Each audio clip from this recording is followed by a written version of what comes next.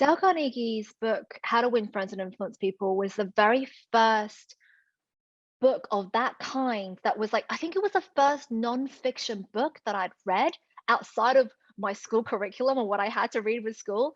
And I read that book when I was a teenager. I don't know how old I was, but it was right at the beginning of Tropic.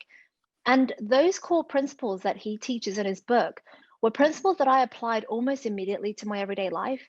And I don't know what the effect it has made, but it's clearly made a really great one. The principles of just really simple things like when you're on the phone, making sure that you sound like you're smiling. And I do that. I did that in the early days with my suppliers who did not want to work with me because my MOQs, my order quantity was so tiny. But because I said it with a smile, maybe they were more willing to sell to me. Um, Making sure that you repeat the person's name that you're speaking to acknowledge them, to make sure that they feel like you're really understanding and you're really listening to what they have to say. I use that every single day.